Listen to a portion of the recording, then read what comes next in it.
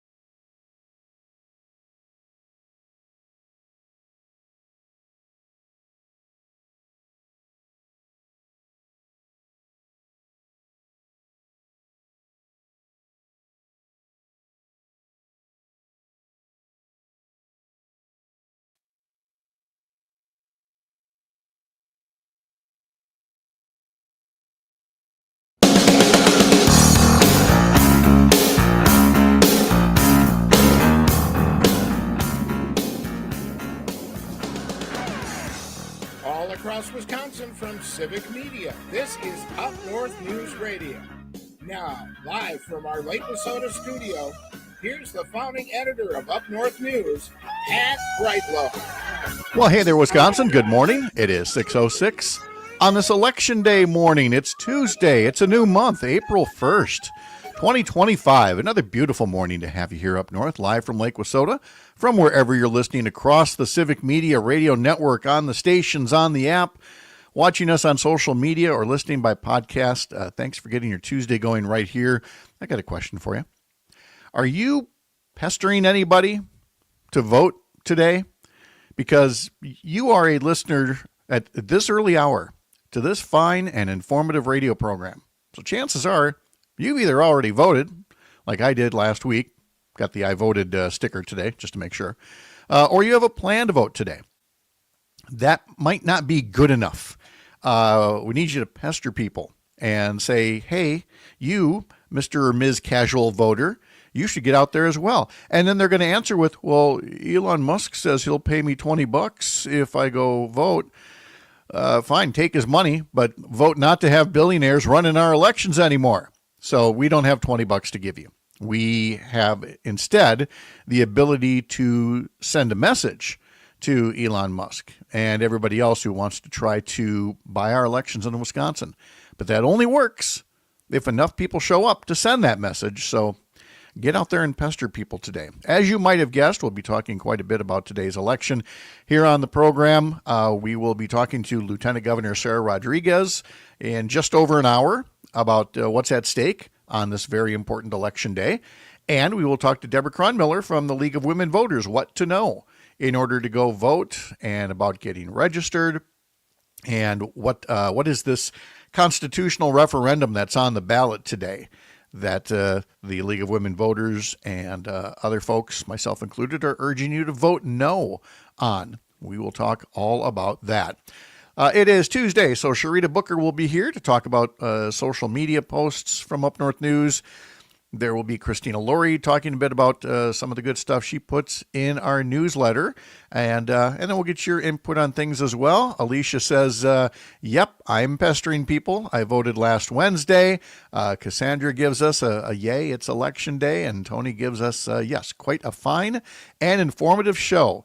So all these upbeat posts. And then Roger in Stevens Point posts on Facebook. The Brewers never lost more than 3 games in a row in all of last season. This season, they are already 0-4. Only 158 games left. Pushing the buttons down in Radio Park is one Greg Bach, who, like me, is once again sans Brewers attire today because it's just, we're not feeling it, boys. Need you to step it up a little. I'm a Cubs fan now. No. I'm not. I would never do it to myself or a friend. Yeah, I mean, the Brewers have now been outscored in these first 4 games 47-15. That's 47-15. That's like 11, 12 runs a game. They lost the home opener yesterday 11-1 to the Kansas City Royals. Nothing against Kansas City, and no offense to the city, the players, the fans. But, man, I thought we'd be able to beat you handily. Like, seriously, I thought it'd just be like, oh, is it a baseball game with some high schoolers? Cool, let's do this. Yeah, it doesn't work that way. So, you know what? They'll get off the schneid tonight. Brewers of Kansas City. Coverage starts at 6:05 this evening on several Civic Media radio stations. Head over to the Civic Media app or the website to learn more. So, a lot coming up today. Are you an early voter, or are you going out later today to cast your ballot? Well, a whole confluence of issues and things happened the past week that forces me today to be an on-the-day voter. I usually vote ahead of time. I like voting early just to get it out of the way. I like the sticker. And but today I'll be voting in person at my polling place, which is the Mason's Lodge in Kenosha. Okay. Reminder, folks in the Rhinelander area, check Yes. with local media and your local clerk's office. But Dan Hagan told us yesterday that voting was going to be moving over to the middle school, which is just on the other side of the parking lot from the Hodag Dome, which was damaged in the ice storm.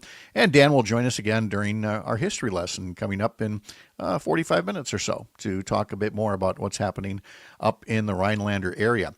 In all of my sports talk about hockey and the Badger women winning the national championship, and my team is still alive in the men's national championship tournament, I neglected to note that the UW River Falls women's hockey team, they're national champs for the second year in a row in Division III.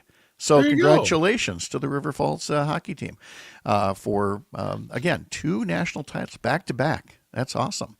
And then we need that good news, because now I'm going to tell you the Bucks are hosting Phoenix tonight, and they've got their own 4-game losing streak that they're looking to snap. So both of Milwaukee's teams are playing in Milwaukee this evening, both with 4-game losing streaks to break.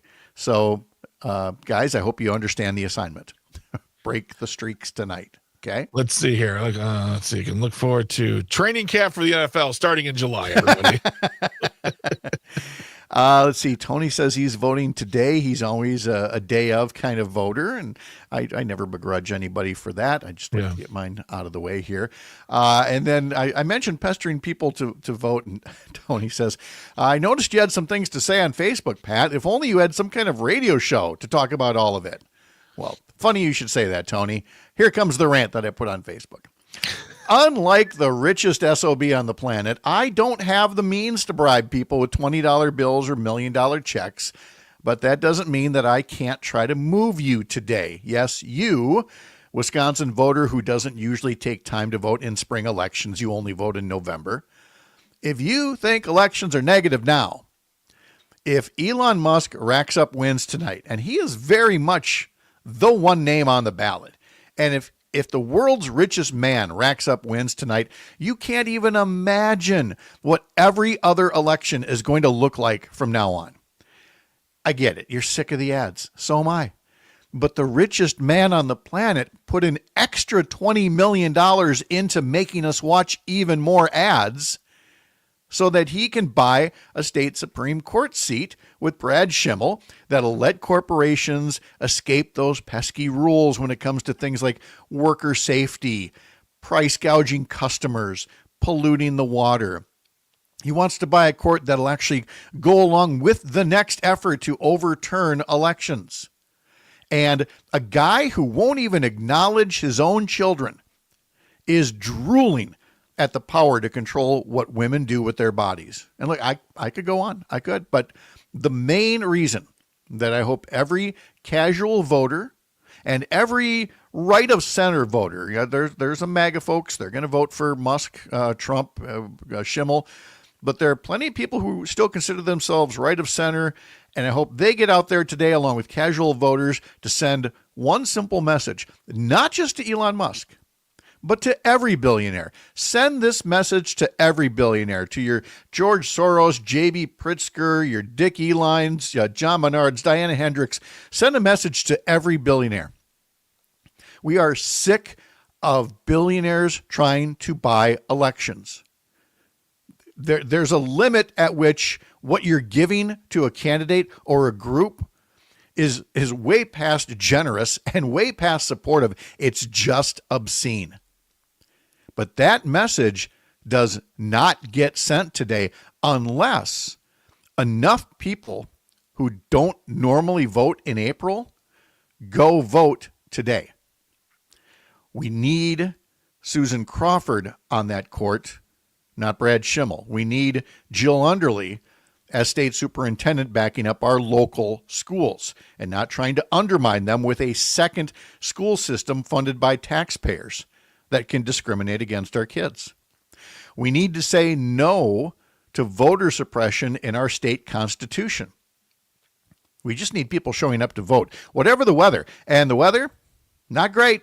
Not great today. This is what I always say about, why do vote early. It's not going to be pleasant, but it's our duty. And I am not above invoking the fact that there were other people who, fought and died under conditions that were a little worse than what we're facing today, so that we could have the kind of country that we have, where we can go vote and not have billionaires or kings running the show. But it's all up to us from this point forward. So please go do that. And if you have any concerns or questions about what's on your ballot, if you want to make sure you know where to vote, head over to myvote.wi.gov to learn more. Speaking of that weather, the newest storm system is slamming into Wisconsin today, as Brittany Merlot tells us and will tell us live in our next hour. She calls it the last blast before things calm down and dry out to end the week. So her state forecast for today has it turning cloudy and windy. Rain arriving first in the west in the afternoon. It starts to mix with snow early evening as it spreads around up north. Highs will be in the upper 30s up north to the mid 40s in southern Wisconsin, a southeast wind at 15 to 25 miles an hour. Temperatures at the bus stop, it's 28 here in Chippewa Falls, just 18 in Hayward. Amory's at 30, Wausau 22, Wisconsin Rapids 21.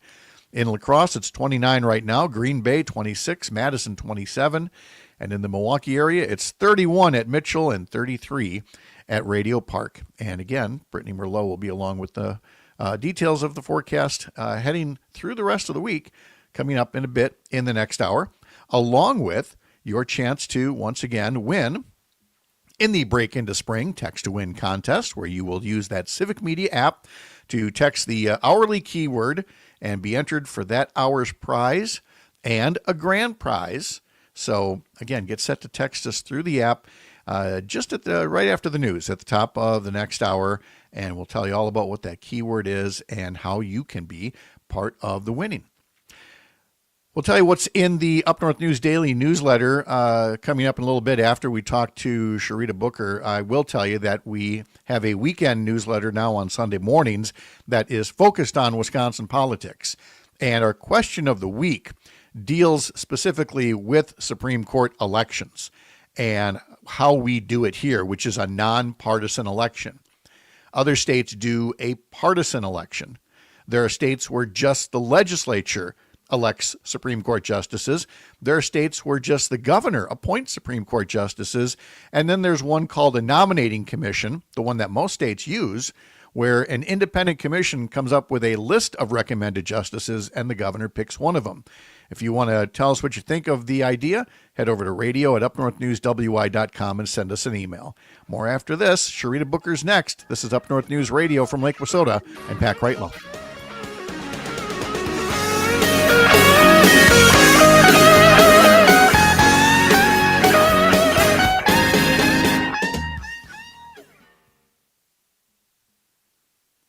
Secret show. From Tony. Can the music today be the speech from the movie Independence Day? Feels like those are the vibes we're going for today. Might have to listen back to that. He says, just replace alien invasion with Musk's endless money. Did you see that one of the $1 million winners just happened to be the chair of that's where I'm going next. I mean, what a coinkydink, huh? Just so weird. Yes. So weird. How could that be? Oh, yeah. Wow. Did I tell you that one of our biggest trolls during Matt and Aaron Air, we had Susan Crawford on. Uh-huh. He talks about Susan Crawford all the time. Like I think he has got a little crush on Susan Crawford, if you ask me. Mm. But we had her on the show. He didn't, nary said a word. No, nothing. Just in the darkness, fearing, cowering. I mean, everybody's got to go get their hair cut. Maybe that's right. It's possible. Yeah. That's right, Pat. That's right, Pat. Secret show. I still have this sound effect. Flip-flops. You asked me for that. You asked me to make that one once long ago. I think we used it once. Yeah. I don't even remember what for now. We were making fun of a politician who was flip-flopping. Oh, yes.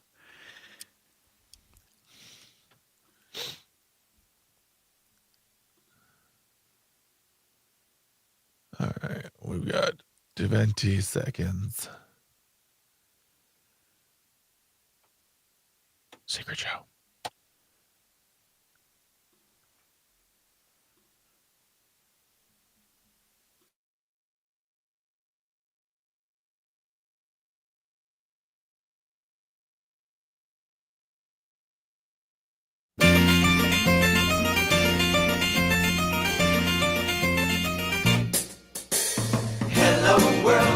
Well, back now on Up North News Radio, it's time to visit with Sharita Booker, our social media manager, who tells us all about some of the more popular posts of the past week or so.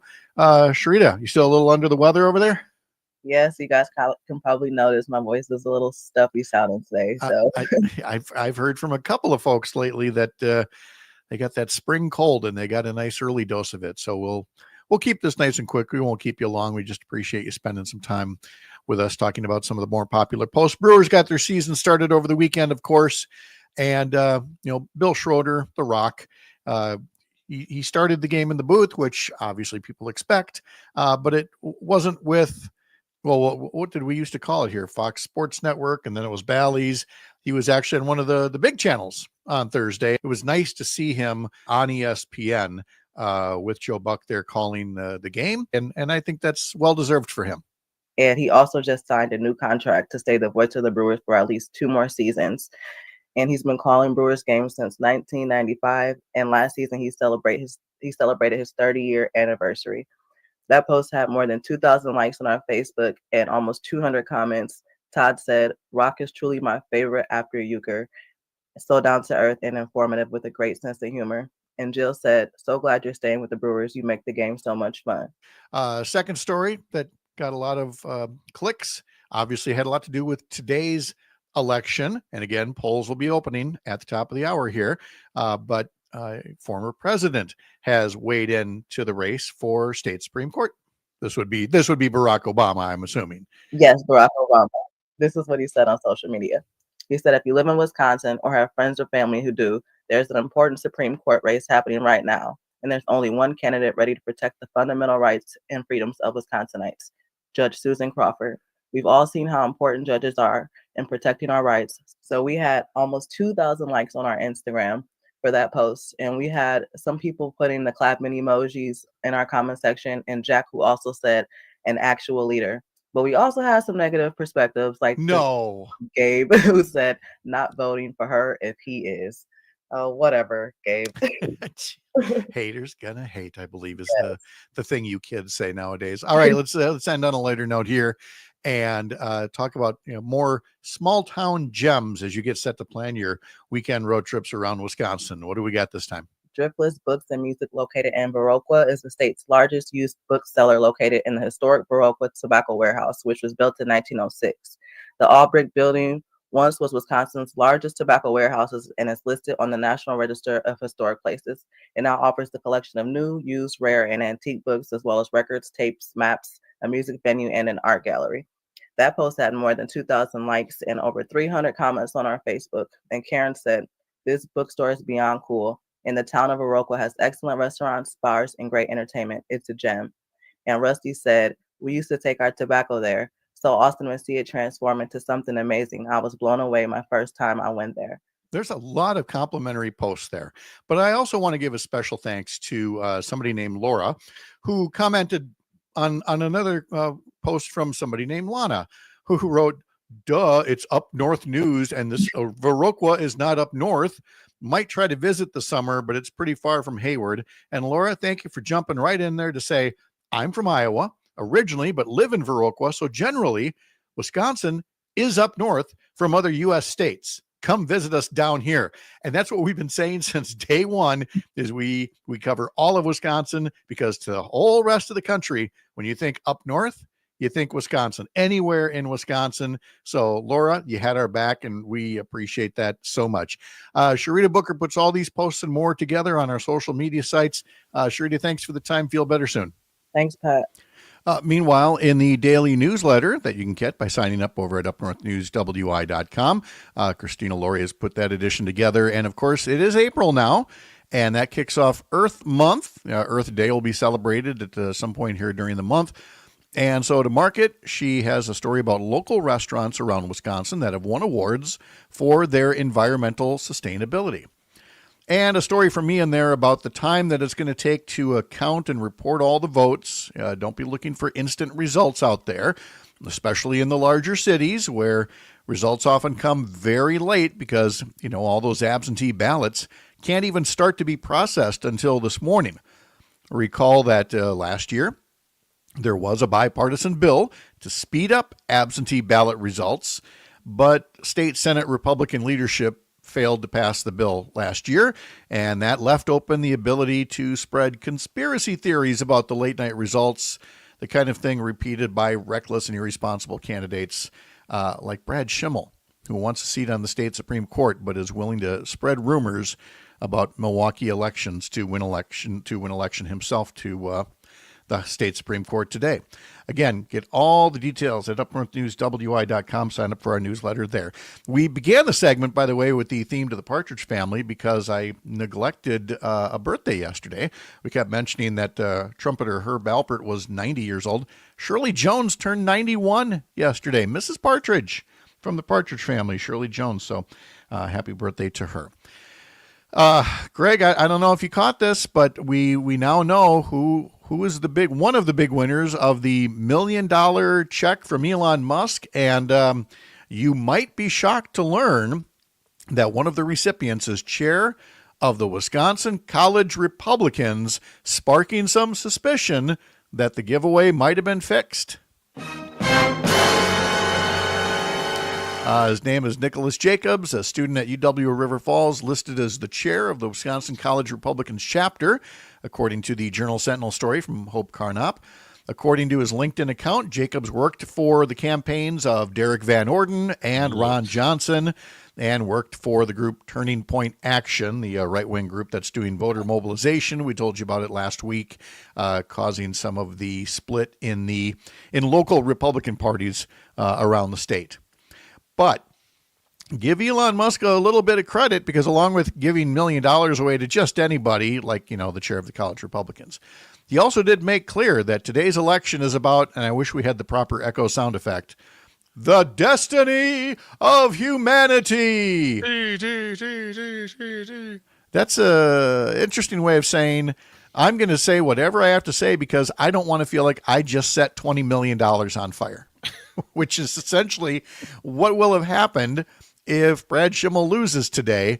Imagine having $20 million to put into an election and to then give $1 million checks out to try to, buy attention and votes. And now $20 for like block captains and things like that. So when he says the destiny of humanity is at stake, it really is just more about his bank account, isn't it? Yeah. Which, he made it, let's say $22 million total, the $20 million plus the $2 million. He made it up immediately. Oh, yeah. It's pocket change to a guy like this. Christina Laurie has more after this. You're up north. We'll make you happy. We'll make you happy.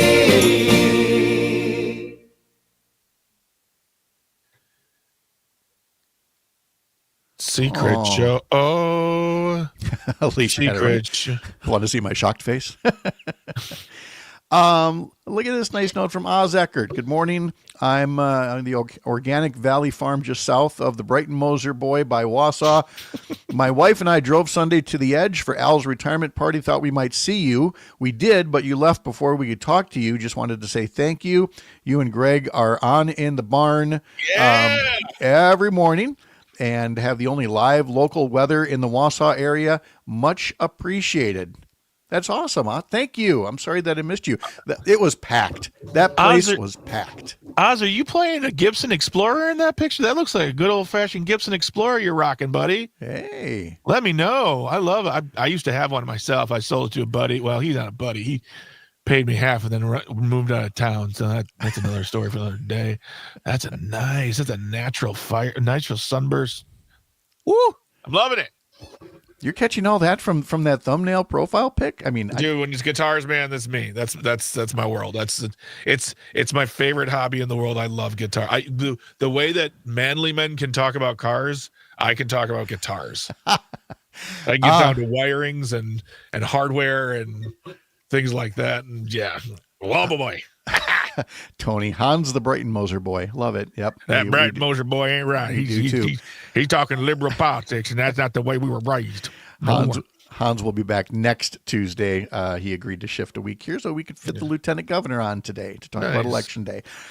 Tiffany in River Falls on the text line. The River Falls community page is abuzz about this. Seems like a Peter Thiel, J.D. Vance situation going on here, which I'm assuming is the turning point MAGA versus the regular Republicans, similar to what's happening in Northeast Wisconsin in the 8th Congressional District. So, Tiffany, if so, come closer. Tell us more. Tell us a little bit more. What's going on there? We'd love to know. Text it. Yep. Tony asks, Greg, have you built your own guitar from a kit? Funny you should ask that, Tony. I have one sitting in my garage right now that I have to. The kit or the guitar? It's a kit. It's a kit. So it's a Telecaster thin line model. So if anyone knows guitars, they know what that means. But I made a major mistake in the preparation, and so I have to get to sanding the entire thing down again to refinish it, and then I'm going to put all the hardware in. I have gold hardware for it. It's going to look hopefully amazing. And Tony says, I've always been curious about the quality of those. Quite frankly, Tony, I will tell you this. Every piece of hardware they gave me, I've replaced with better hardware. So it's going to sound different. The tone of the wood should be great. It's a swamp ash, which is great. I'll just heckle from in his voice from his messages. Oh, fancy. And I got to kick my butt back into doing that stuff because I got to get a garage full of parts and I want to build. I just like building guitars. I'm not trying to there's a ton of luthier boutique shops around the country, and they're building like $3,500, $10,000 guitars, and I'm like, you want to buy this one for $40? All I'm hearing is like Charlie Brown's teacher right now. I got it wrong. Tony said that for once wasn't a sarcastic fancy. So let me correct the record. Fancy. It's exactly how I took it. I took it as an interested fancy, not a. Oh yeah, because I've never known Tony fancy to be sarcastic. Yeah, never, Tony. Tony's never sarcastic. Funny that you mentioned how you built something wrong and kind of had to rebuild it and things like that. The stories I could tell about these shelves from over the weekend. Pat, I already know what you're talking about. I think I told you about our DVD cabinets. And Yep. Thankfully, let's see, on this one, you can't tell where my foot went through the back because it split the seam perfectly as it was still on the floor, so I could put it back together. And then there's this piece up here is exactly the same as that piece down there, except now that shelf isn't supported because it turns out they're not exactly the same. Your foot, what you're telling me, your foot went through that 3 millimeter piece of cardboard that's decorative at best? Crazy, huh? All right. Secret show. Manly edition.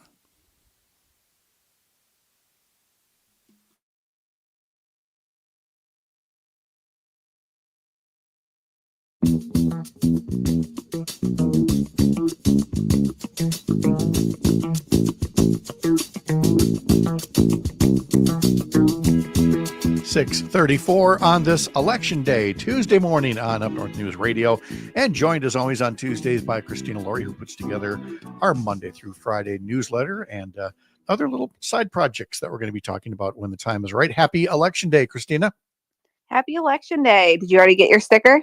I did. Yes. I've displayed it proudly on social media here a couple of times on the show, and went to my town hall last week, filled out my absentee ballot. So anybody that didn't, go make a plan. Polls will be opening in mere minutes and then until 8:00. How about you? I have not yet. I feel like you mentioned you're still kind of addicted to that election day voting feeling. I am, which is so atypical for my personality because you know me, like I always try to get stuff done way in advance, except for voting. I like the election day magic. I like to be part of the energy. Well, and like I said before, in case anybody missed it, I don't begrudge anybody that wants to do it. I've missed a couple of elections because of work or because of weather. we're lucky by and large, but sometimes you get that, craptastic weather. And I just thought, well, I'm just going to make this automated. What I do like to do though, is early vote on my terms, on my hours, along with my local clerk's hours at the town hall. So I still get to go to our town hall, which is just a beautiful place. But yeah, folks that want to vote on election day, just make sure you take the time to go do it.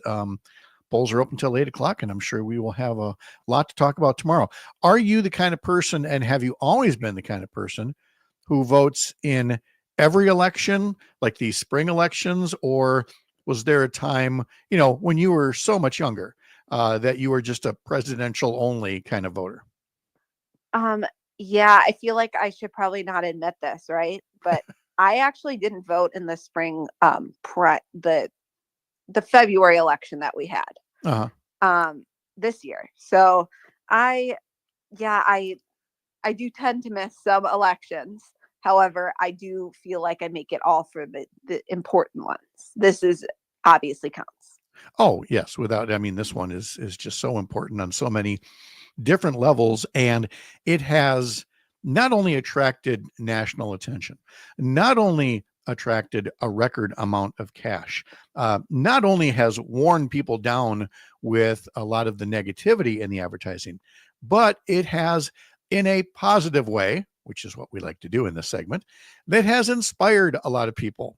And you sent me a video clip the other day of a pro Susan Crawford demonstration, which almost looked like an old Mickey Rooney musical where the kids are in the barn and they go, let's put on a show. And next thing you know, people are performing on a street corner for Susan Crawford. At least that's what it looked like to me. Yeah, so there's a funny story behind this. So last weekend, I was just walking down State Street with my AirPods in. Of course, like I have the noise canceling as one on. does. So, yes. Mm-hmm. yes. So I can hear like muffled sounds, and I'm walking by the Overture, and I see and vaguely hear some kind of performance happening. And outside the Overture, I expected maybe it was some of the performers for whatever musical was in town doing some kind of thing, or a group of high school kids. Sometimes they're out there playing, they're doing a little mini live performance.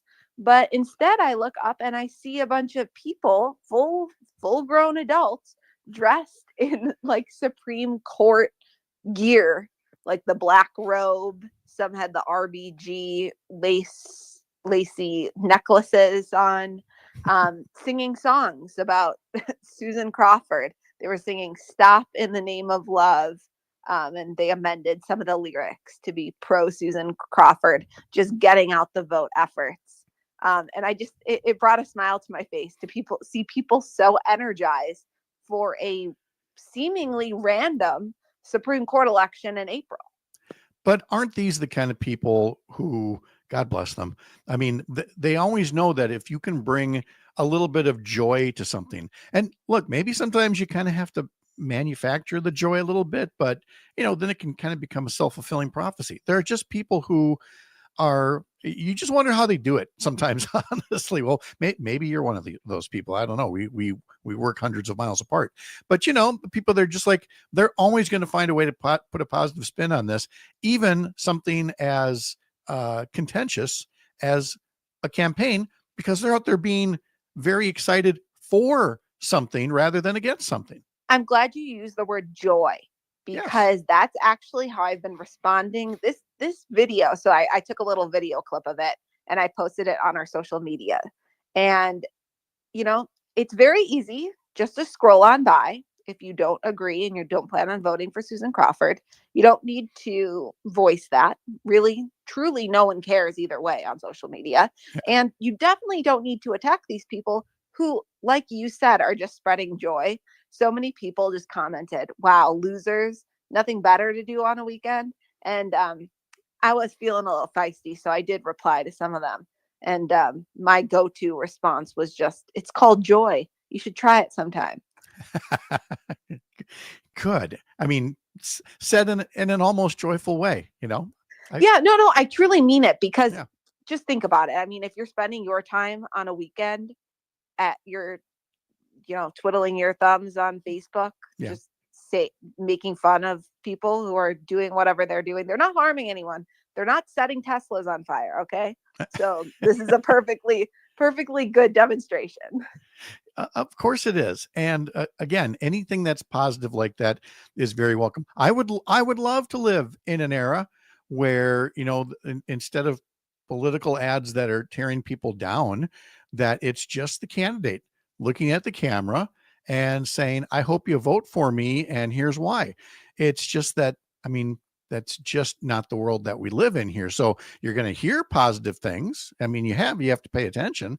But sometimes you got to dig a little deeper to find it. So the fact that somebody would put it right out there on a street corner is, that A for effort in my book on that one. Now, since it's election day, I wanted to know, can I hijack your show just for a second and pivot a little bit? We could have a debate about something, but I want to make it a little bit about sports. Can we pivot a tiny bit? Okay. So I have this topic, and I'll give your listeners a little preview. So we have an all sports edition of a newsletter that you can sign up for now. It's just once a month, and we share a bunch of feel good sports stories that go beyond just the wins. So we're really focusing on like the human interest element, what these players are like off the field, off the court, off the ice. And we're giving backstories that you probably haven't heard anywhere. And one story that I am working on that I think just elicits like it's a good conversation starter is who from University of Wisconsin deserves a campus statue next. So right now there's Barry Alvarez and Pat Richter. They're both outside Camp Randall. But in light of the recent victory, the 8th national title for the Wisconsin women's hockey team, my proposal is that Mark Johnson deserves a statue. He's a fantastic player. I was going to go with Kirsten Sims first, just because she scored the game-winning goals. He's got 8 national titles. Of course, it's about him. He's already a legendary coach. The fact that one of his players, has clinched the 2 most recent national championships with her goals is a pretty darn good. Okay, is it statue worthy? Time will tell. But yes, Mark Johnson, without a doubt, would have that coming if you were gonna put up one on campus now. Well, just there's so few people. We have so many. You could just go on and on and on about the players that could be deserving of it. It could be a Watt family statue. Yes. You could even, at this point, maybe have a tribute to the entire 2010-11 Badgers team. There's so many on there, Russell Wilson, Monty Ball. But then, and then of course there's, Frank the Tank. He already has his number retired. People could give him one, but it's rare that you have that incredible player, incredible coach. And then icing on the cake, he's just a fantastic person. I'm completely stunned. I've been just glued to watching I think I've seen the game-winning shot from every angle possible. And I've listened to every interview that they've been doing. And I'm glad all the attention they're getting. They're still getting it more than a week later, as they deserve. And Mark Johnson in these interviews, it just is so funny because he's so humble. He's just a completely average guy. If you heard him talk, you'd never know he has 8 national titles. One, by the way, for every single one of his grandkids, which is a cool fun fact.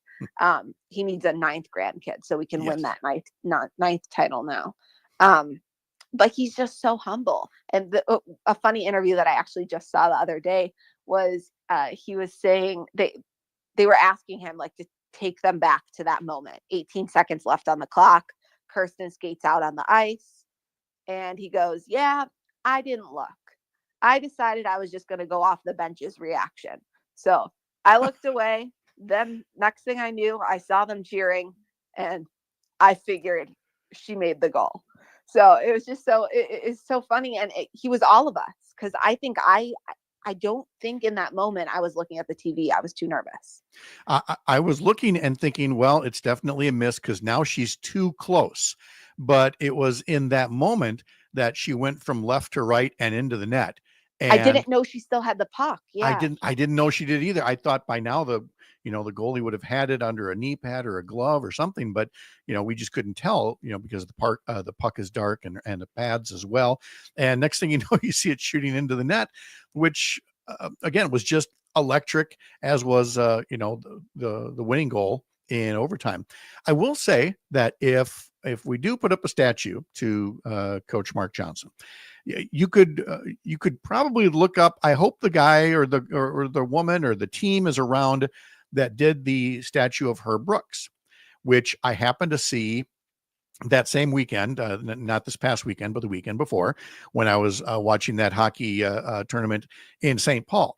And outside the XL Energy Center is an 11-foot tall bronze statue of Herb Brooks from the Miracle on Ice victory at Lake Placid, 1980, where he's got his arms outstretched, in the air. And it's just a moment of joy.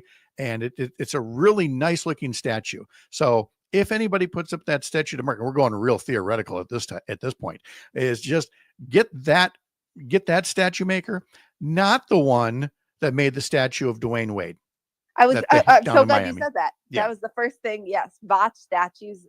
Poor guy. That's what comes to mind. But also, just like if while we're planning, I think maybe we do a father-son statue. We have Badger Bob and Mark. Oh, sure. That would be fun. Yes. Right outside. I mean, there's room outside LeBon. Yes. Or right in front of the Kohl Center. So if anyone knows anyone at UW, send this to them and let them know that we're available for hire for any consulting. We have a minimal fee, and we have lots of great ideas, as you've heard. Yes, exactly. So again, the sports newsletter, that's a once a month thing. And does that, if people go to our regular newsletter page, will they get it as well, or should they go to someplace special to get it?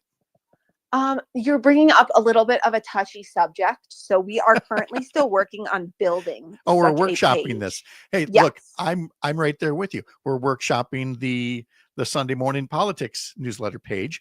So if in both of our special projects cases, TBA, to be announced, more of the details on signing up, but at least we've whetted people's appetites for our newest little projects. Well, and here, my name is very easy to spell. I'm Christina with a C, Lori, Lorey. If you go to Facebook and you go to my page and you are interested in signing up for this newsletter, just send me a message. I reply to every message I get, and I will sign you up. So if you want to get in early and be on the cutting edge of this brand new newsletter, we'd love to have you. Yes, we would. These are along with what we do every day. Courier Newsroom is letting us do some more special projects, things that are a bit more personalized.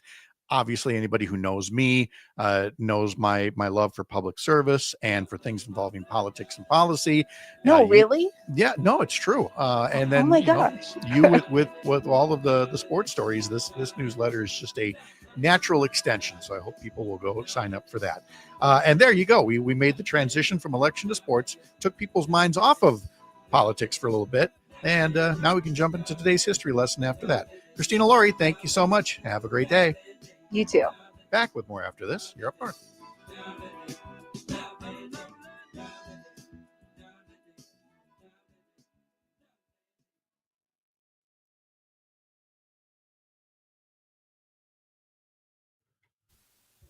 Good. I'm glad Cassandra also appreciated that shot from Kirsten.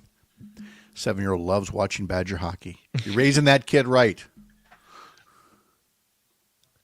Time for the secret show. Just getting down the secret show. Was that a Moog sympathizer? No, that was more like my. But I play emo music. I play a Moog empathizer. Impression of a synthesizer so bad we call it a sympathizer. I was actually doing my impression of Leonard Skinner, like. Speaking of an amazing human, he was here. Yes. Why is it? In the outfit you disparaged as Fred Flintstone like. Would you stop it with the? Why can't anyone take a compliment around this joint? I don't know. It's not April. I don't partake in April Fools. I just think that's dumb. I should probably wear something else, but then I was like, I want to make Greg's day, so I wore this. There you go. I like it. It looks nice on you, man. I can't pull off Patagonia. That stuff is just, it's not made for this. Yeah, too preppy. Too preppy for you? No, too many burritos. Secret concerts. Thank you, Tony. So people can watch the secret show, huh? If they're actually watching the show. Yeah, well, if they're on Facebook or YouTube, they didn't see know that. this. Yep. Now I know that's disparaging. Yeah, and we got to keep it FCC compliant. Yes. Still working on that. Fudge. Fudge. But I didn't say fudge. Yeah. All right, 20 seconds. Secret show.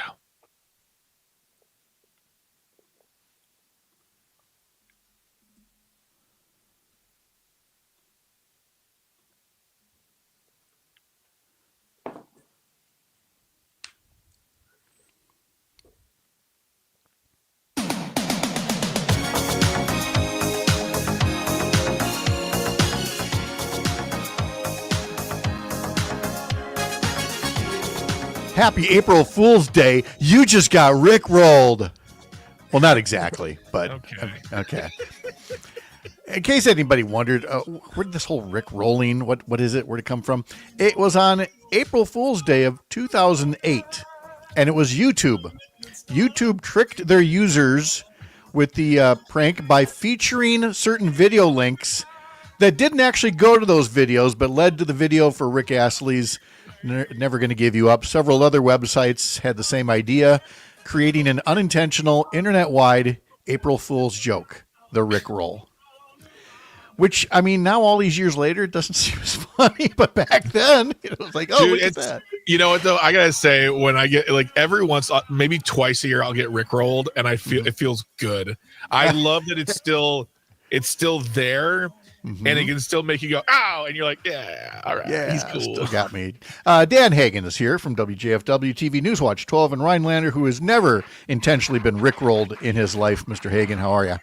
I am doing well. No, I was in school during the Rickroll craze, so I got this plenty, and it's a good prank, you know? Yeah. Well, look, any excuse to watch that video. You watch that boy dance, you know, and you're going to feel better about yourself, I'll tell you.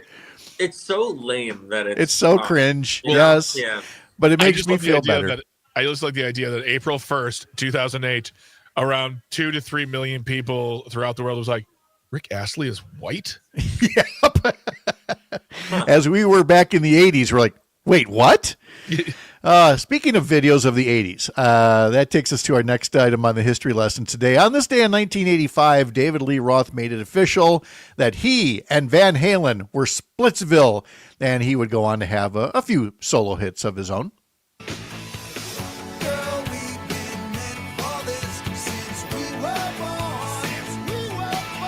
I can't get up that high. I just finished Alex Van Halen's memoir. Yep. And just makes you think, like hindsight being what it is, David Lee Roth having the audacity to think, I can do better. Oh, well, I mean, that's Saturday Night Live syndrome, you know, like, oh, yeah. I can do better. And, you know, occasionally some do, but many others are like, never heard from again. No. Look at all the people who have left Newswatch 12 for better careers, and then we never heard from them again. The top two comments is, Dan, you're taller than I thought you were, and why do people just rotate out of that place like a revolving door? And welcome to small market broadcasting, everybody. Yeah. Dan, how tall are you? I'm 6'4". Really? Yeah, but when I sit, you know, everyone looks taller than me, so everyone thinks I'm short, and then I'm sneaky tall. Oh, sneaky tall. That tall, you're taller than me. My goodness, I'll be like, hey, Dan, what's going on? I'll be like, hey, how's it going? So you made fun of my shirt. So the youngin' here, Dan Hagen, would probably know that Nickelodeon was launched on this day in 1979 as the first cable channel targeting specifically children. So now we have to ask, did you have a favorite Nickelodeon show back in the day?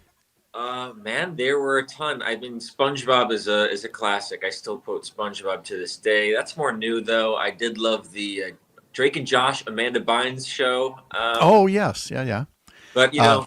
We love, Rugrats for our toddlers. Rugrats was great, yeah. Yep. I can push Nickelodeon back way further, like That's right. the Great Space Coaster and the Yes. Polka Dot Door and Pinwheel, and you can't do that on television. And like back when they were like, yeah, go ahead. Kids aren't impressionable at all. Ruin their lives and traumatize them.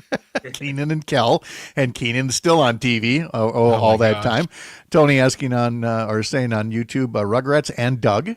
And he also wants to know how tall is your hair. You're 6'4", and then you had that Right. Yeah, you So guys pompadour-like thing. You're- there's a 5'11" Conan with vibe that- to you. Yeah, it's kind of Conan-esque, you know. It's very Conan-esque. in It's very a better way than Conan pulls off. So let's get back to the birthdays here. Hillary Scott from Lady A was born in Nashville on that same day, 1986. We've got Brooke Lopez from the Milwaukee Bucks is 37 years old today. He's got a twin brother, Robin. U.S. Supreme Court Justice Samuel Alito is 75 years old today. Rachel Maddow is 52. And Logan Paul is 30 years old. That means nothing to me, but I think a bunch of younger folks just went, what? Yeah. Also on this day in 1986, Bruce Hornsby and the Range release an album with this title track.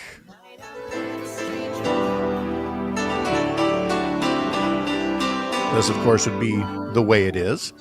On this day in 1976, Steve Jobs and Steve Wozniak founded Apple Computer. So happy, what would that be? 49th birthday to Apple Computer. Okay. It's also the birthday of Gmail. Yeah, Google launched its email service this day in 2004. Let's see. It's Air Force Academy Day, Lupus Alert Day, Sourdough Bread Day, and Jazz Awareness and Appreciation Month. Heck yeah, baby. Yeah, I can dig it. So that we could leave a little time here for Dan to tell us how things are looking around Rhinelander after the ice storm. He told us yesterday the Hodag Dome voting's not taking place there today. Yeah, that's right. So they have moved it to the middle school, which is convenient because it's just across the parking lot. So there should be no confusion there. And we have a couple people. We have a Rhinelander student, or not student council. That would be funny. School board, Rhinelander school board, and some other elections. But they're waiting to get a full assessment of the Hodag Dome. If you missed it yesterday, the thing more or less popped. It deflated after lost power and the backup generator failed. But they're waiting for the snow to clear to really see the damage of this. And trust me, when this is all done, the Newswatch 12 headline will be Anchor saves the day with his lone bicycle pump and a lot of elbow grease. I believe in you, man. Dan, thank you for the update. Appreciate it very much. Take care up there. Sounds good. You guys are great, and April Fools. Oh, you're our favorite April Fool. Thank you. All right. When we come back, Lieutenant Governor Sara Rodriguez is going to be here to talk about the importance of voting on this election day. And we'll hear from Deborah Cronmiller from the League of Women Voters about the constitutional amendment that's on the ballot. This is Up North News Radio, live from Lake Wissota on the Civics Media Radio Network. Your chance to win in the Text to Win Break into Spring contest is next.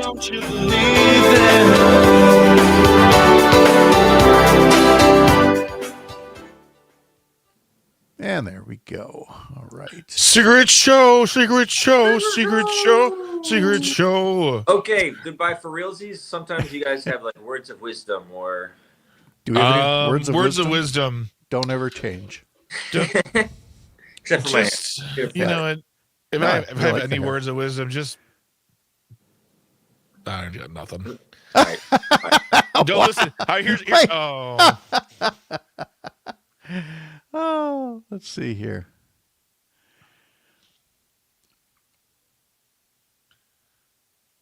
Here we go.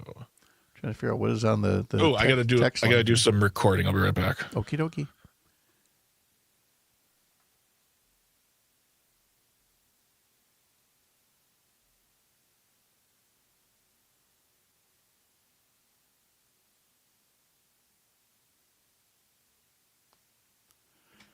All right. Somebody texted a show description to me. We're on the text line.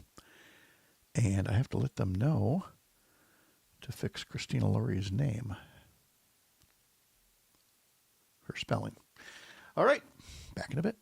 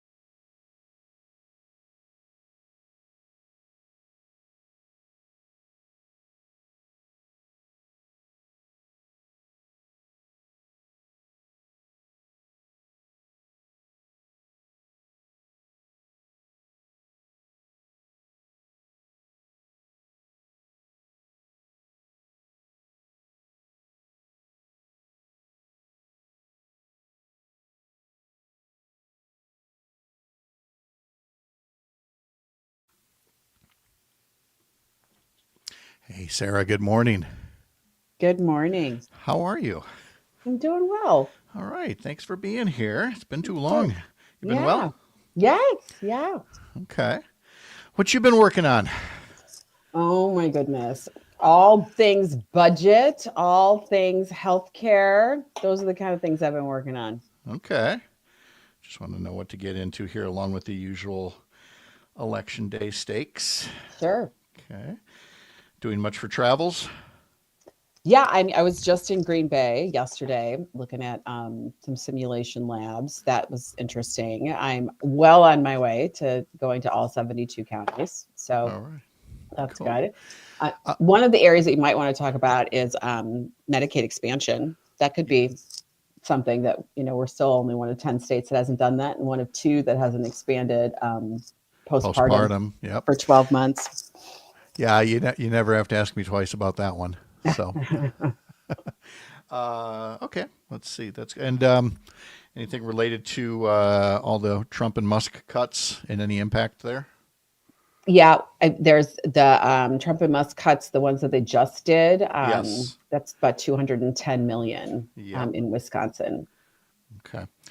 Okay. Yeah, we got plenty to work with here. So, all right. So what I'm going to do is tuck you back in the waiting room here. Then we've got, we'll finish up the news. We've got weather. I've got to do a contest entry, and then I'll pop you back up and we'll get rolling. We'll have a commercial break at 7:19, and then we'll be done at 7:29 and get you on your way. All right. Sounds good. Thank you. All right. See you in a Thank bit. you.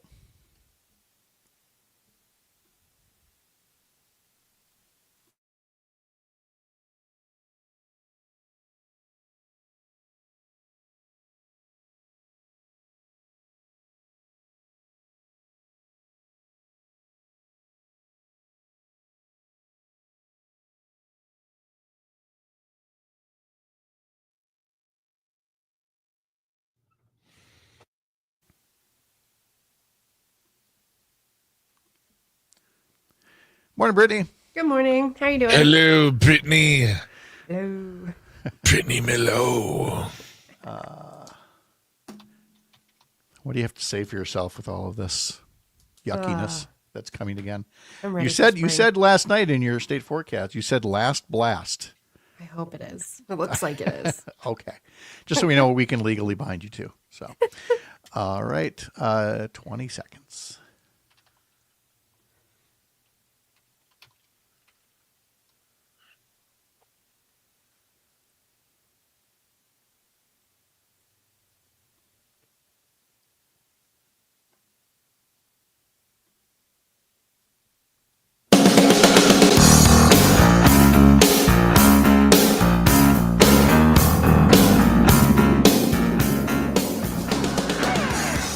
All across Wisconsin from Civic Media, this is Up North News Radio.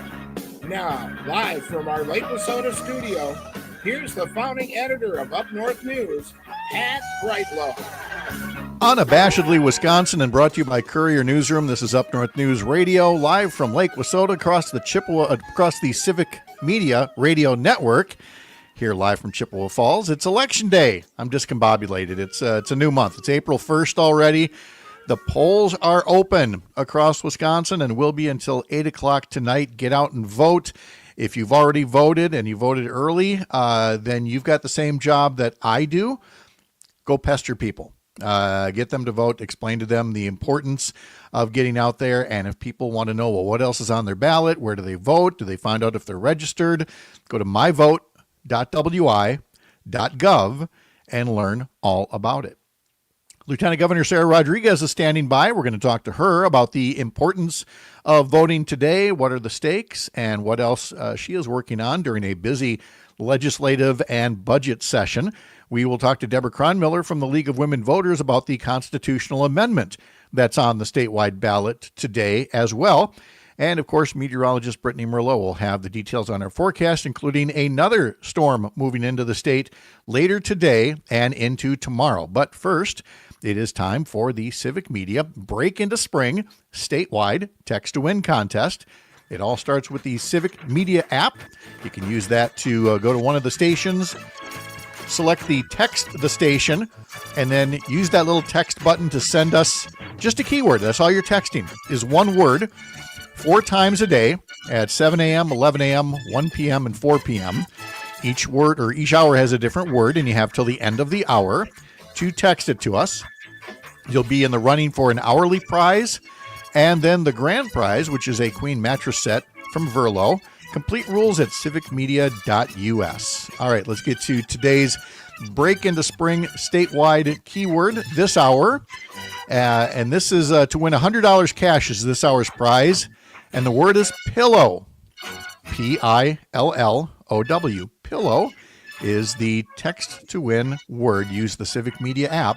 And let's make a winner out of you. Somebody's going to get $100 this hour. May as well be you. Here's meteorologist Brittany Merlot now to tell us whether we're going to be winners or losers with this forecast here. Sad trombone's about to play, I think. I know. I wish this was like an April Fool's joke, and none of this was true. But can you imagine? Can you imagine that happening, where all the weather people all get together and say predict bad weather? And you get all these bad maps, and then on that morning they're like, "Surprise! It's going to be gorgeous out." Ooh, you're on to something. In other news, chaos rains down all over the United States. Right.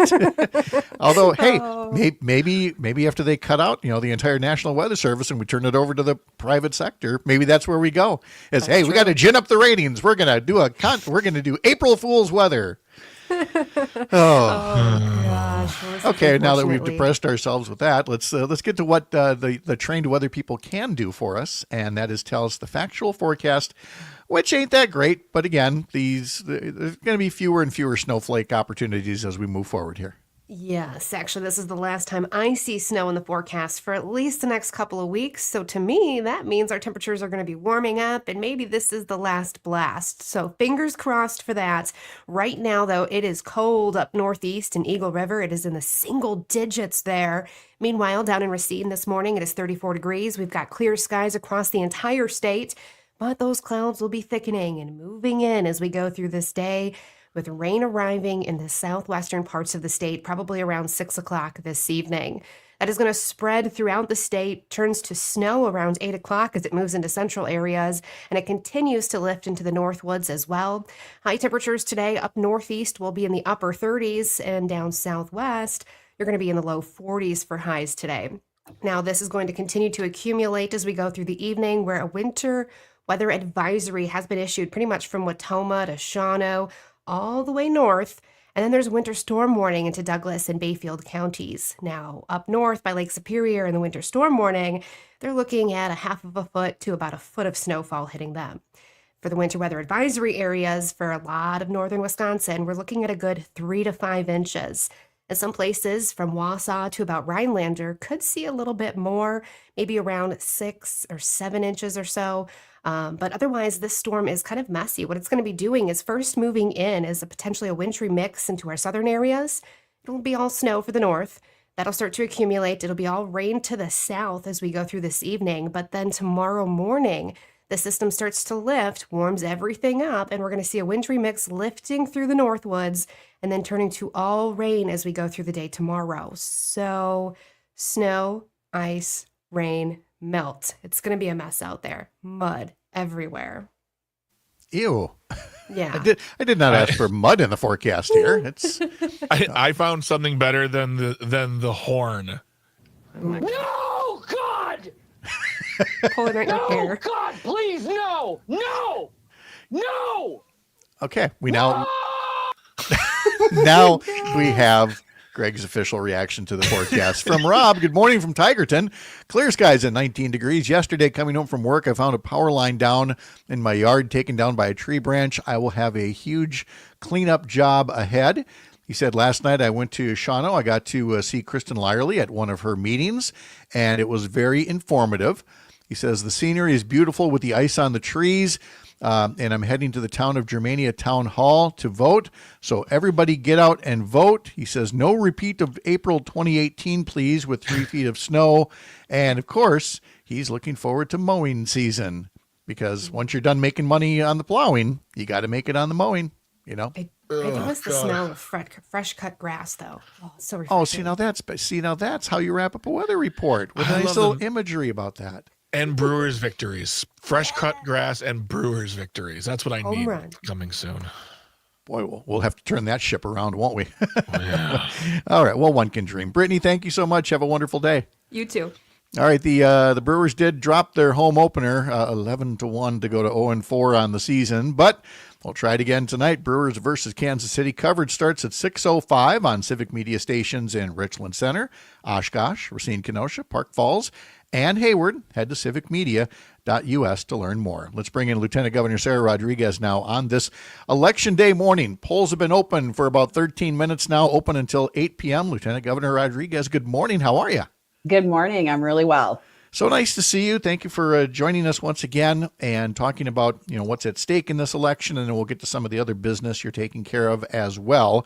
But again, we will not get, and I can never believe this is true, but it's true, we're never going to get 100% voter turnout. But that means there's always somebody we can talk to right now who might not be voting today, might be on the fence, may or may not make time for it.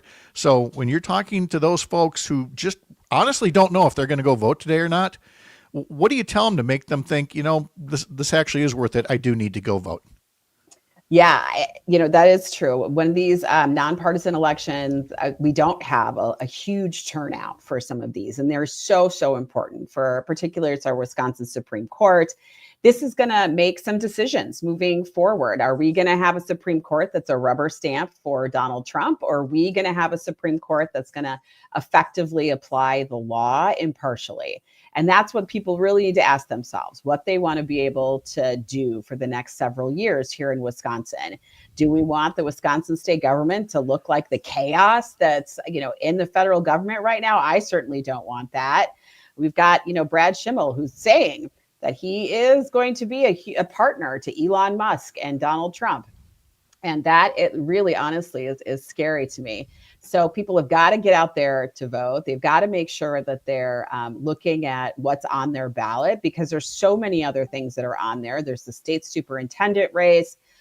You likely have to be voting for your local school board. We know how important those are right now. And there's judges that you need to be looking at for your local area about who you want to make sure that is going to be, again, applying that law fairly. I have an 18-year-old son. He voted for the first time in February, and right. I have been bugging his friends about how important this election is and making sure that they're going to vote as well. Yeah, we definitely need that next generation of voters out there. And it starts to get them in the habit early that it's not just the presidential elections, that every one of these matters. And I want to pick up on something we talked about yesterday with Brad Schimmel's candidacy and this whole notion of him saying that, the job isn't done, talking about Donald Trump's election, and that Donald Trump needs a support network that's out there. And he meant in the courts. And I mean, look, everybody, you can tell which way their political leanings might be when they run for something, but to be this vocal about Trump and being a supportive network and everything sure seems to cross a line as to whether any case involving Trump or Elon Musk could be looked at fairly by him. Right. It's absolutely true. I mean, that's very scary to me that he is this partisan and basically saying he is going to be supporting Elon Musk. He is going to be supporting Donald Trump. He's been very, very clear on that. Elon Musk has poured money into this race. So much money. I mean, you saw that he did giveaways of millions of dollars for people who voted. Look, I'm a nurse. I'm not a lawyer. We will let the courts figure that out. But that certainly seems like you are purchasing votes. And that I just, Wisconsin's not for sale. And that's what we need to make sure that people know about as we're going forward.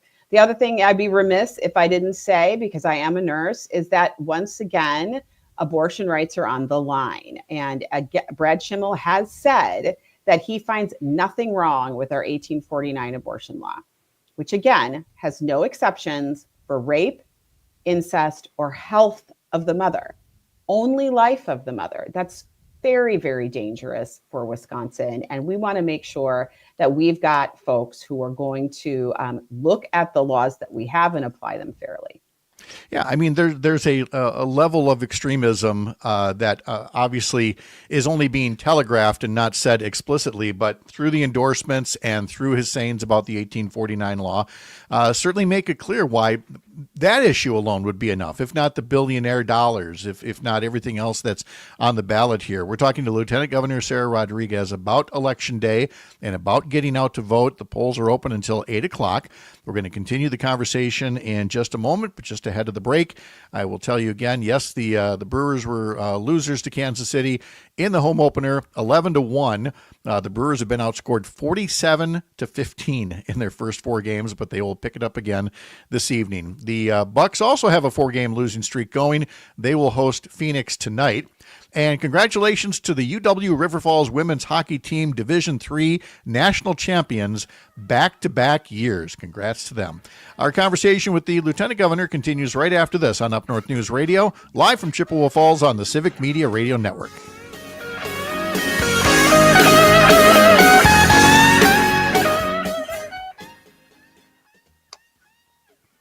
All right, there we go. We're in a 2-minute commercial break here, and so I'll put you back in the waiting room so you can make some noise, and we'll do a few more minutes, and then we'll let you get on your way. All right, thank you. Thank you.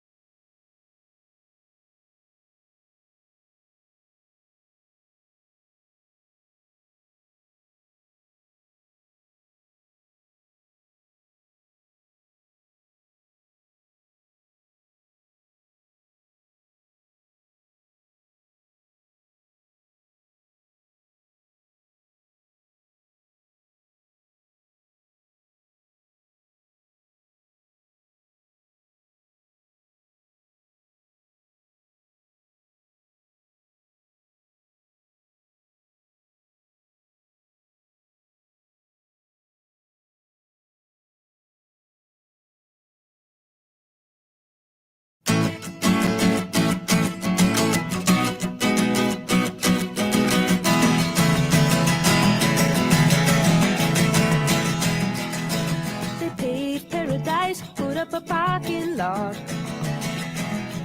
with a pink hotel, a boutique. A reminder that our text to win keyword this time for the Break Into Spring contest is pillow.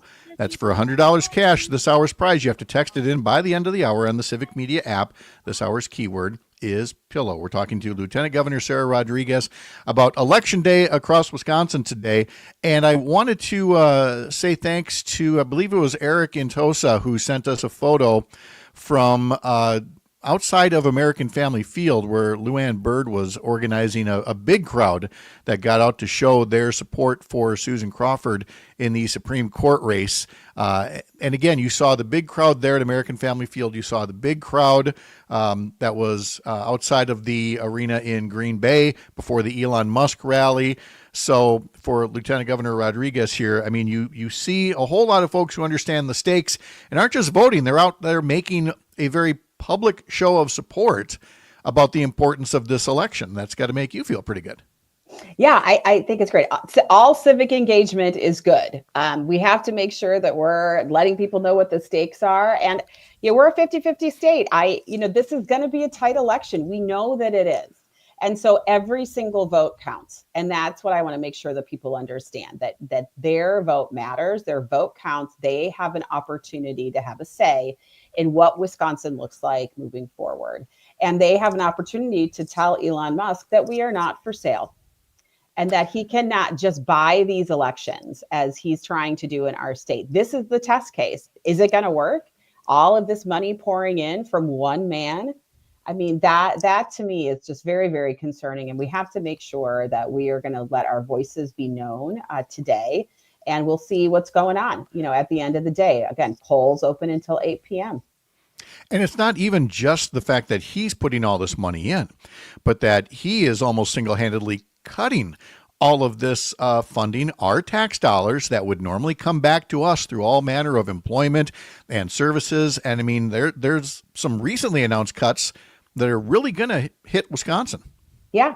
So they recently cut these grants that were to the states that were going to expire in 6 months anyway, which is it's just the silliest thing. It's all chaos. It's all capriciousness. It has no planning around it. $210 million that Wisconsin is going to be losing in healthcare funds. So what were we going to use that money for? We were going to use that money to better prepare for the next pandemic. We were going to use that money to make sure that we could address some of our opioid crisis. We were going to use that money to be able to help healthcare all across the state of Wisconsin, to be able to start creating infrastructure, updating things so that we can be ready for whatever comes at us moving forward. And even though that funding was supposed to be, sunsetted 6 months, so what's the purpose? Why would you do that? We all need to be able to prepare in Wisconsin. The governor has issued his budget. It's very, very difficult to prepare about what we need to do when they've got all of this chaos at the federal level. Well, and they continue to bring it in areas like Medicaid, for example. I mean, for years, we've talked about the need to expand Medicaid, take advantage of the federal funding. And now you've got Republicans in the legislature essentially patting themselves on the back for not expanding Medicaid, because they always said, well, the federal money could go away at any point, which of course was silly until Elon Musk came up, and now it's a self-fulfilling prophecy. But that still does not negate the need to study and approve expanding Medicaid and providing more stable health care for Wisconsin families. I just have to believe that, after Trump and Musk, there are again going to be people in Washington that want to look out for working families with disabilities and things like that. Absolutely. I mean, that's what Medicaid covers. And we call that Badger Care here in Wisconsin. So if you're on Badger Care, you're on Medicaid. And that's about 20% of the people that live here in Wisconsin are on Badger Care or Medicaid. We have kids who are in foster care. Those are the ones who are on Medicaid. Older adults who are in nursing homes are on Medicaid. That's what's usually funding how they get taken care of at the end of their life. All of that burden is going to fall to families to be able to do this. And that's a big difficulty as well. And, even though they're saying, the federal government's going to be cutting this money, Montana just went and said, we're going to make sure that our Medicaid expansion keeps going through. It was supposed to sunset, and they want to keep it going. Mississippi actually passed it through their assembly and their Senate. It got vetoed by the governor for changes, but they're looking to possibly expand now. So other states know the value of this. Wisconsin should be doing this to make sure that we can have folks who are covered.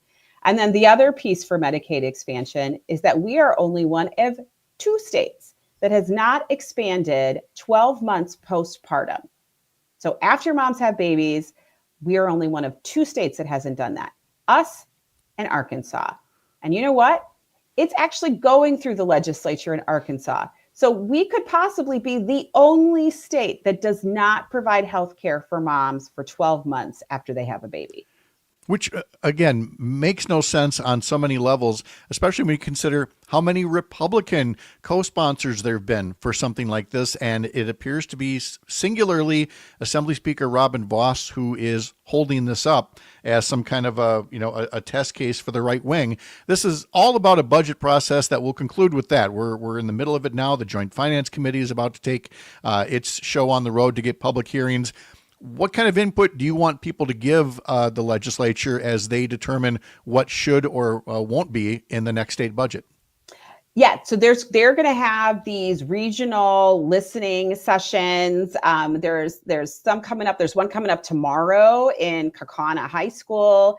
There's one on April 4th at the Wisconsin State Fair Expo Center, April 28th at Hayward. At the Hayward High School, April 29th at North Central Technical College. Go to those listening sessions so that you can tell them what you want to be able to see in the budget. However, you could also go online if you go to the Joint Finance Committee's online portal and be able to go and put in your budget comments as well. So they do listen to you, in terms of their constituencies. So you have to make sure that your voices are heard about what you want to see within the budget moving forward. The governor and I have a fantastic budget. It puts a ton of investment in schools, a lot of investment in healthcare, and it creates some stability when we've got all this chaos at the federal level. So it's super important that people make their voices heard. And we will keep talking about that here throughout the budget process. And Lieutenant Governor Sara Rodriguez, thank you for your time. We appreciate it. Have a great day. Thank you, Pat. All right. We'll be back with Deborah Kreinmiller from the League of Women Voters next. You're Up North.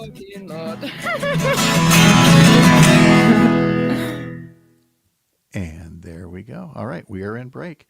Sara, thank you so much. We really appreciate it. All right. Have a great day. Take care. You too. Bye. Bye.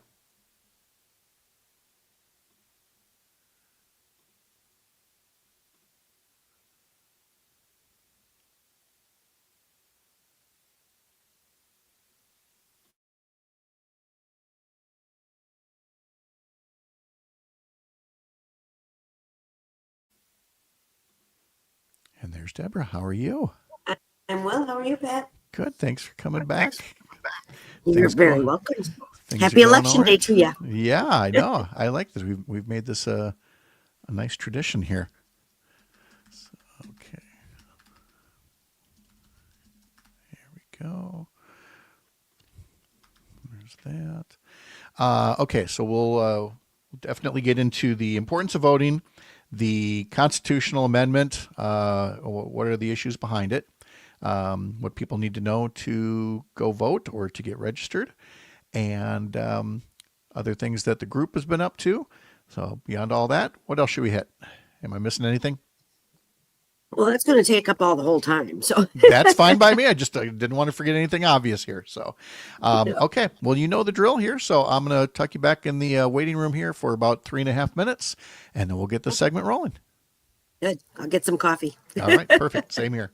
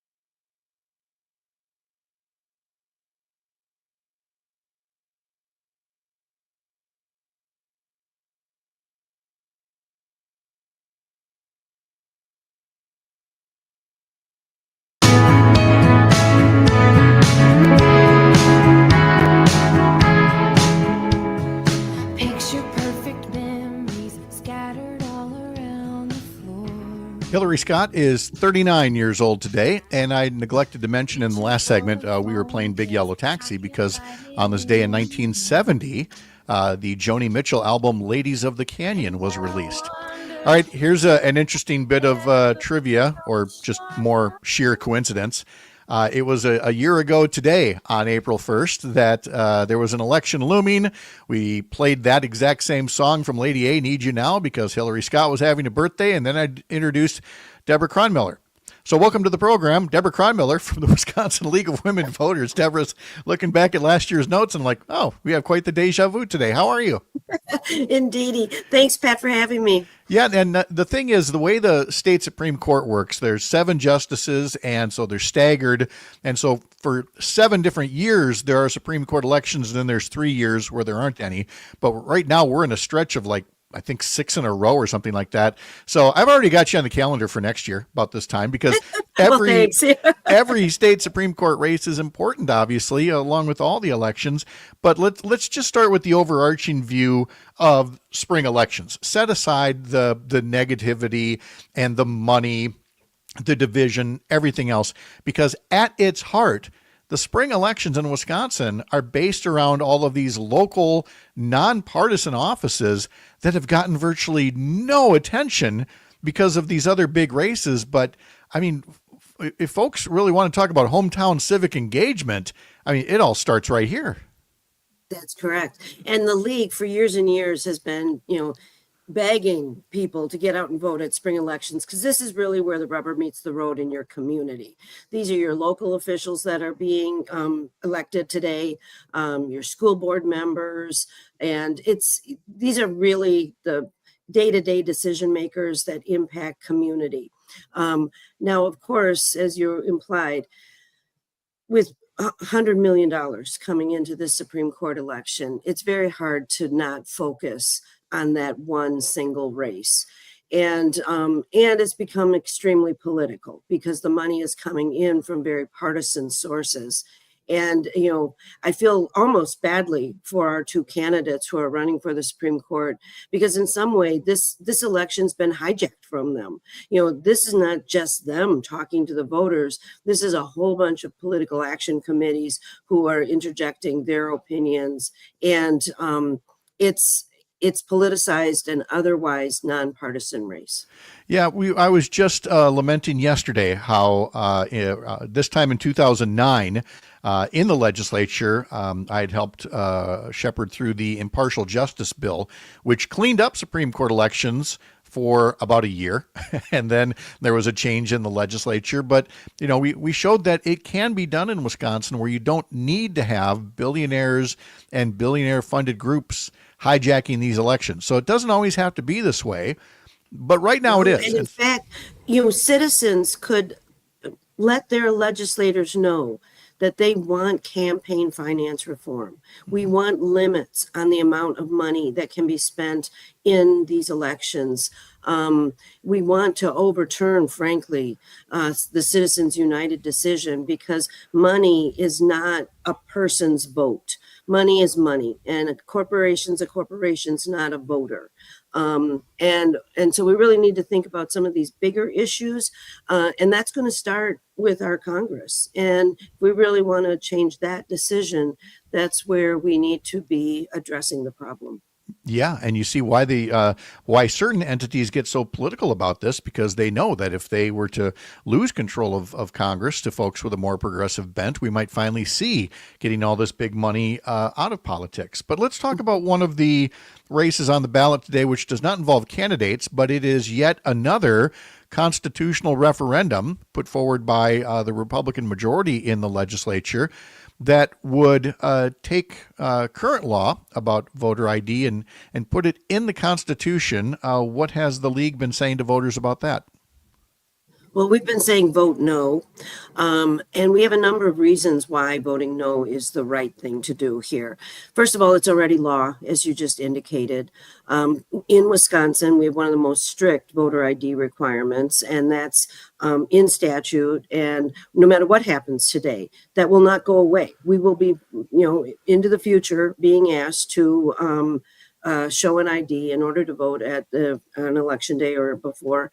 And so, on one level, it's not necessary. We already have to do that. And no matter what happens today, we're going to have to do that. If this passes today, one of the longer term issues is that codification of this ID requirement into the Constitution means that it will be much harder to take away that mandate on the voter. And we're only 8 states have such a strict voter ID requirement as Wisconsin does. There could be a legislature in the future that would say, hey, maybe we want to loosen this up a little bit. Maybe we want to allow more types of IDs. Maybe we want to change the law to the benefit of the voters, and it will be harder to do. The league also thinks the Constitution is not where we put minutia. The Constitution is a principles document. These are the guiding mandates for all citizens in the state of Wisconsin, how our government should run. The minutia of what's in our laws is exactly where it should be, with law. And taking kind of what I think of as law, content, and putting it in the Constitution really dilutes the importance of the Constitution. And if you look at our history here in Wisconsin, we've amended our Constitution, round numbers, about 200 times. And almost 100 times it was to undo something we had previously done in a prior amendment. So the Constitution, as it was originally written, is a darn good document, and we just shouldn't mess with it. No, it is been rendered, with much less value than it used to when you can do, you'll use it basically for partisan political monkey business. And so there are many sound reasons for folks to vote no. It doesn't mean that they're against photo ID, but does mean that they're against using the Constitution to get something done when they can't get it done through the regular legislative process. So into that voting process we go for today, and this is where your group is so very helpful to so many people when they get to election day or they're approaching election day. And even now in this era, there are people who are voting for the first time, either because they're young adults or because they've been disengaged and now they've seen whatever it might be. It might be that they've seen the first 10 weeks of the Trump administration. It might be, a referendum for their school district or whatever the reason. And they're saying, all right, it's time to turn the corner. It's time to vote. And I mean, it's right there in your name, in terms of helping people vote. So tell us about the services and resources that you provide for general voter information. Sure. On our website, you will find a treasure trove of information about how to vote, where to get the information. We partner very, in earnest with the Wisconsin Elections Commission. They stand up a lovely website called myvote.wi.gov. And there you can find information about your polling place, and it's connected to your address, what you need to bring to vote, and all the different forms of ID that are valid here in Wisconsin, what types of proof of residency are appropriate today if you're registering to vote. And in Wisconsin, we do have same-day registration. So if you're thinking to yourself, oh, shoot, I'm not registered, I can't vote today, don't think that. Grab some proof of residency and your ID and get to your polling place, and you can vote today. You'll also, the league's site will also direct you to another website called vote411.org. And that's a website that the league produces that actually gives you candidate information, unbiased candidate information. We ask the candidates questions. Whatever they tell us, we print in its entirety in the Vote 411 guide. If they make a spelling error or a grammatical error, that's what the voter is going to see, because we are not correcting or changing anything that the candidate sent to us in the way of an answer. And we think that this is a really solid place to get candidate information. We work with our local leagues to get local candidate information. The state covers the state races, and our national league covers the national races when there are those. That website, by the way, are the websites that we've just talked about for folks that are catching us on the radio here. Again, we've talked repeatedly about the MyVote website, myvote.wi.gov. and also vote411.org. And then finally, the League of Women Voters for Wisconsin. You can find them at my.lwv for League of Women Voters, my.lwv.org/Wisconsin. We'll get you there. And that takes us to the Wisconsin group itself and what all you've been up to. And also, what does a League of Women Voters group do when the circus leaves town? What do you do for the rest of 2025? Well, we prepare for 2026. There you go. Yes. We also are very active advocates. So we have positions that we've created over the last 105 years of our history. And as our legislature is working, we will be letting them know how we feel about certain bills that are being introduced, whether we support them or oppose them. We have a large legislative committee, almost 40 members now, that have different portfolios. So we cover topics such as education or voting rights or the environment. And when bills are introduced about those topics, the portfolio or the people involved with have expertise about our positions on those topics. They'll look at that bill, they'll analyze it, they'll determine if it's good or bad for the state of Wisconsin, and they'll make a recommendation to the whole committee.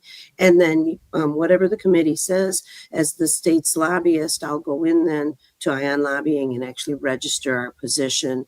And oftentimes we'll attach a statement kind of with a justification of why we're opposing or why we're supporting something based on the positions that the League of Women Voters holds. I want to close with something that, again, you'd never know if the guy is joking or if he's actually trying to provoke a constitutional crisis. But we just talked about the importance of the Constitution, of honoring it, not abusing it. When you have a sitting president of the United States saying jokingly and sometimes not jokingly that he might run for a third term, that there's a way around it, and I'm sure he's trying to find all this popular support for doing it. Again, you set the party labels aside.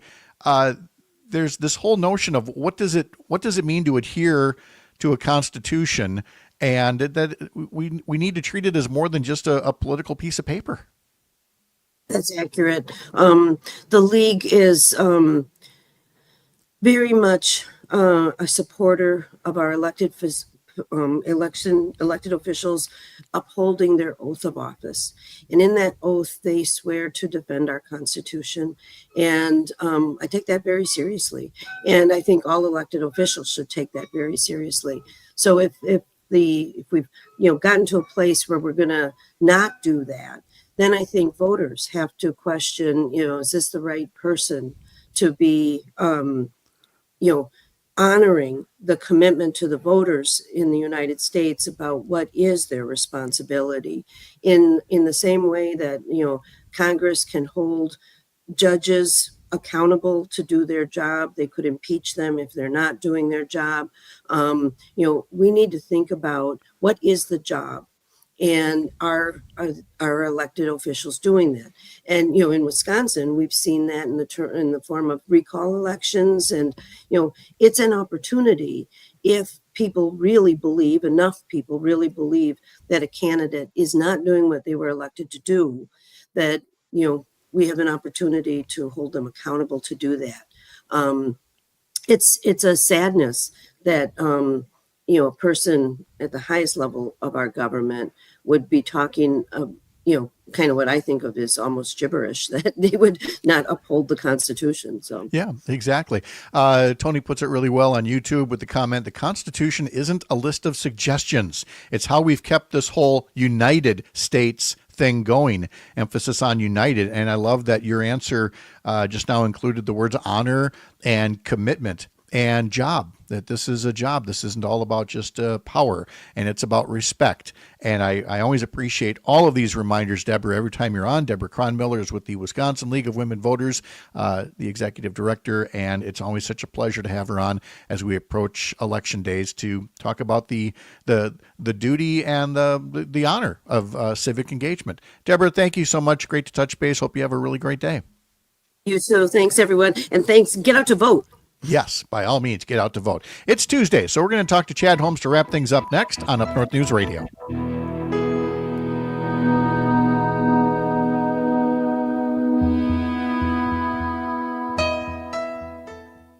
There we go. We're all clear. All right, Deborah, thank you. Thank you. I hope that wasn't too much of a curveball, but I figure if a guy's not going to listen to the Constitution, I know somebody who can talk about the Constitution. So, and for me, this isn't partisan. This is just about defending the Constitution. Exactly. That's the job. So yes, and that's what we appreciate. Thanks, Deborah. We'll talk to you later. all bye right. now. Thank you. Bye-bye.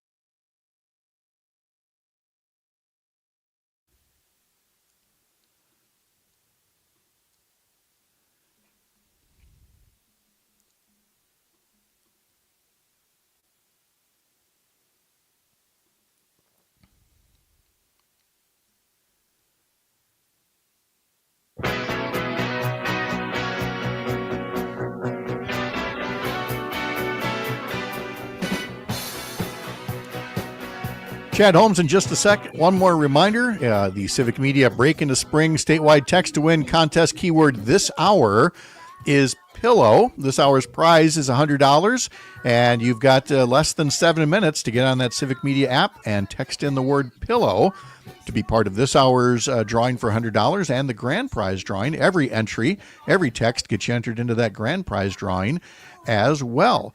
Chad Holmes is here, 98.9 WXCO in Wausau. You're going to hear his show next, or across the Civic Media app. Yes, exactly. Thank you, Greg.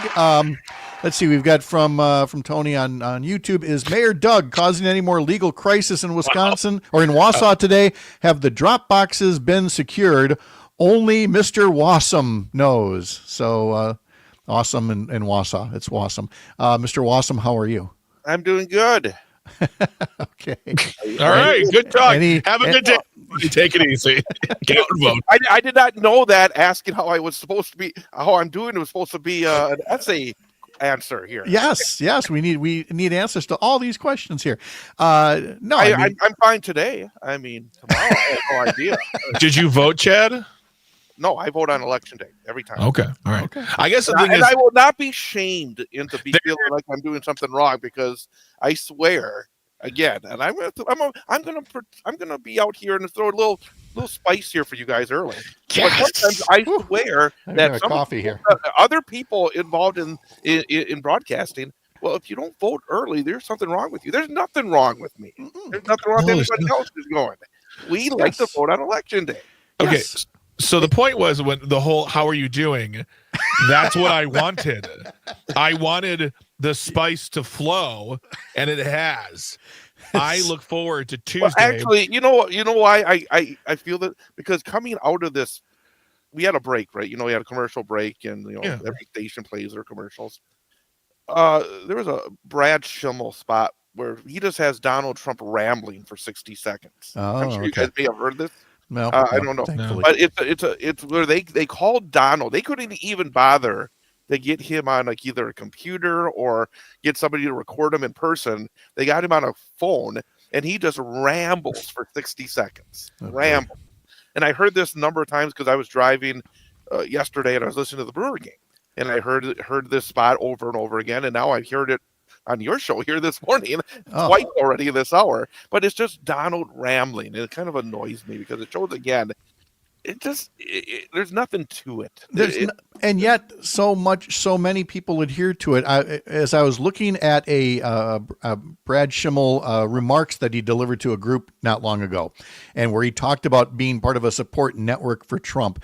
And he talks about how prior to last November, that America was standing at the edge of an abyss, and that America almost threw itself off into the abyss, but then everybody voted for Donald Trump last November. And I'm thinking, dude, what abyss are you talking about? Like treating people nicely, equally, maybe not polluting the planet. I mean, what exactly was this abyss that Brad Schimmel was saying Donald Trump saved us from? They love talking in that highly dramatic language. It's got to be the most cinematic. The world was on the precipice of disaster. We were going to be destroyed by our enemies. It's like, okay, you're a judge in Wisconsin. Can you just bring it down a bit? But I mean, Donald's talking about how Brad, is law and order and blah blah blah blah. And my first thought, and again, I from the felon. But that's the thing. It's like I'm thinking about. He's talking about backing the. I mean, he's just rambling, and rambling for 60 seconds. And but the thing about it is, we got to call out the truth. Brad Schimmel says that the January 6th defendants and criminals were treated poorly. They were treated poorly. Yeah. And I would love. Did anybody ever ask Brad Schimmel? Would you feel the same way if it was a bunch of people of color who had gone into the United States Capitol? I think we've got to start to be very... Two words there. Domestic terrorists. Yeah. Those are the two words you'd be hearing. And Donald Trump is convicted of 34 felonies. Mm-hmm. Where is it law and order and protecting people that he seems to think there's no problem with having him walk around serving as president of the United States? Well, I mean, I know that there's a lot of layers to it, but there seems to be a lot that we talk about in circles instead of saying we got to get to the core of who we are as a people and call out these people when they're obviously, I would call racist. Oh yes, absolutely. And when you look at the point of it's you brought up the idea of if those were people of color. Well, that's what they did when January 6th happened. They reassigned them like, this is Black Lives Matter, this is the corrupt FBI, this is Antifa, people who we generally associate with people of color, so that we make it easier to digest and make it like, oh, that's the problem. And they're all about backing the blue, unless it's the cops at January 6th. Then they don't care about them at all. And it was all from outside agitators until they realized it wasn't. Then it was okay. I can't tell you how many times it pops up in the comment section when we have people on and we talk about the people that were at the Brewers game yesterday for Susan Crawford, the people in Green Bay, not happy that Elon Musk was there. And it's always, they're just, government employees or paid agitators or Soros this or that. It really can't register to them that so many of their friends and neighbors think that we're not doing the right thing here by having a billionaire cut all of our essential services. It doesn't register to them. But I mean, thankfully, we've got these platforms to keep reminding people, putting real people on. Chad's going to do the same thing coming up next on 98.9 WXCO. Oh, yeah. At least I think so. No, it's darn important today. It might just be two hours of the Brewers and how bad things are, but we'll get those wheels back on the bus, right? Anybody? No? I don't know. Okay. All right. I got a feeling this is going to be a long year. All right. Well, Greg Bach is back in 2 hours for Matt and Air on Air. We got I'm happy. Have a great day, people. Thanks, Chad. You have a happy day, too. Yes, Joe Zepecki's coming up on Matt and Air on Air, so stick around for that as well, and get it all at the Civic Media app or civicmedia.us. That'll do it for a Tuesday morning. Get out and vote. Up North News Radio is part of Courier, a pro-democracy news network. Have a great Tuesday. We'll see you tomorrow morning here up north.